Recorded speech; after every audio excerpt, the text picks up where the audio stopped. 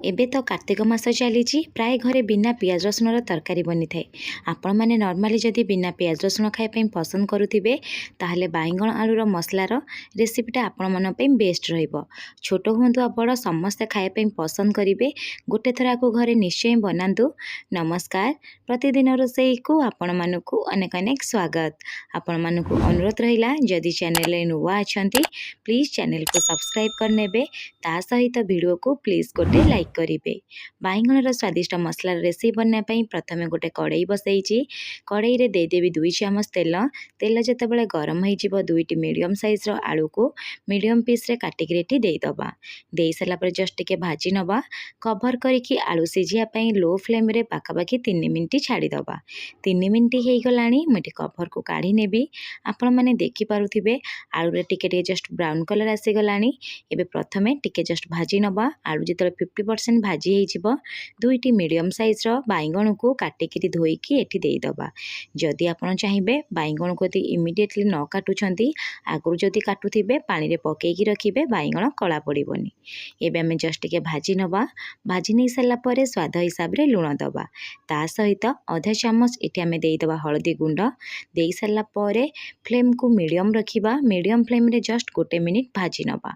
भाजी नै सला परे आलू और बाइगण सिझिया पई एठी आपण कोन करिवे ना कवर कर देबे। कवर करिकि मीडियम फ्लेम रे पाखापाखि 4 मिनिट छाड़ी देबे। 4 मिनिट रे आपण माने देखिबे आलू बाइगण पूरा परफेक्ट भाबे सिझि जिवो। 4 मिनिट पर कवर काढी नउची आपण माने देखि पारुथिबे सबुथरे बहुत भल से गोटे कलर आसी गलानी। ता सहित सब मध्य भल से सिझि गलानी।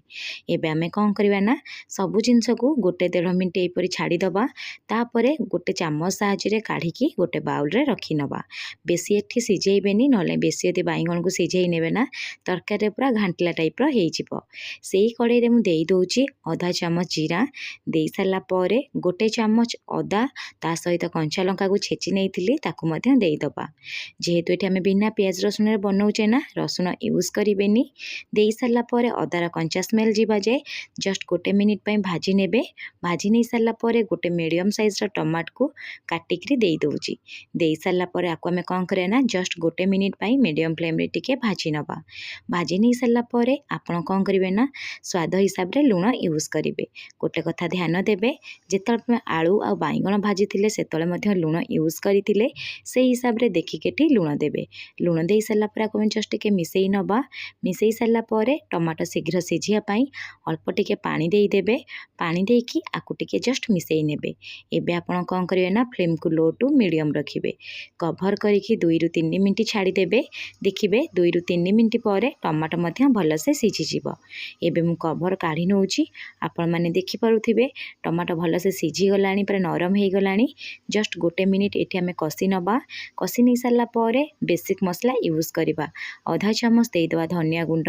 गोटे चामच काश्मीरी चिली पाउडर यूज करिबा।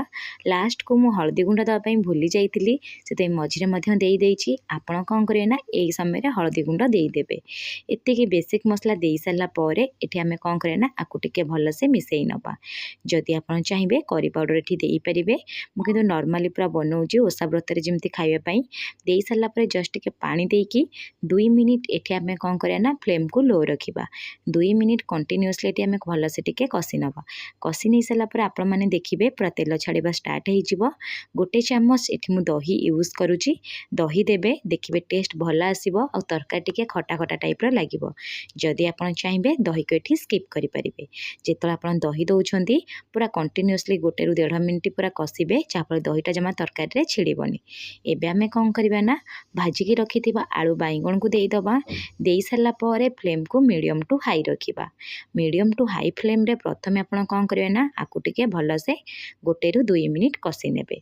कसी नै साला परे मु एठी कोन करछि ना आधा चामच भजा जीरा लंकार गुंड ता सहित मु एठी धनिया मध्य यूज करितिली। जेंति आपण गरम मसला चाहिए मध्य देई परिबे। एठी नॉर्मली मु भजा जीरा लंकार गुंड यूज करिछि। देई साला परे आकु हमें जस्ट टिके मिसेई नबा। मिसेई साला परे अल्प टिके पानी दबा। जेहेतु आलू और बाइगण हमर ऑलरेडी सिझि जाइछि सेति पई एठी अल्प पानी यूज करिबा। କରିବେ। ମୁଁ ଅଧା କପ୍ ପାଖାପାଖି ପାଣି ଦେଇଦେବି। ପାଣି ଦେଇ ସାରିଲା ପରେ ଆକୁ ଆମେ କ'ଣ କରିବା ନା ଭଲସେ ଟିକେ ମିଶାଇ ନେବା। ଆପଣମାନେ ଦେଖିପାରୁଥିବେ ଏଠି ମୁଁ ଭଲସେ ମିଶାଇ ନେଇଛି। ତରକାରୀ ଫୁଟିବା ପାଇଁ କଭର୍ କରିକି 4 ମିନିଟ୍ ଛାଡ଼ିଦେବେ। 4 ମିନିଟ୍ ଭିତରେ ଦେଖିବେ ତରକାରୀ ପୁରା ଭଲସେ ପରଫେକ୍ଟ ଭାବେ ରେଡ଼ି ହେଇଯିବ। ଏବେ ଆମେ କ'ଣ କରିବା ନା ଆକୁ ଟିକେ ଜଷ୍ଟ ମିଶାଇ ନେବା। ମିଶାଇ ସାରିଲା ପରେ ଫ୍ଲେମ୍କୁ ଅଫ୍ କରିଦେବା। ଲାଷ୍ଟକୁ କାଟିକିରି ଅଳ୍ପ କିଛି ଧନିଆ ପତ୍ର ଦେଇଦେବା। ଆପଣ ଯଦି ଚାହିଁବେ ଅଳ୍ପ ଟିକେ ଗରମ ମସଲା ମଧ୍ୟ ଦେଇପାରିବେ। ଟେଷ୍ଟ ଭଲ ଆସିବ। ଆପଣ ଗୋଟେ ଥର ଆକୁ ବନାନ୍ତୁ। କେମିତି ବନିଲା ମୋ ସହିତ କମେଣ୍ଟ ସେକ୍ସନରେ ସେୟାର କରନ୍ତୁ। ପୁଣି ଦେଖାହେବ ନେକ୍ସଟ ଭିଡ଼ିଓରେ। ରହିଲି, ଧନ୍ୟବାଦ।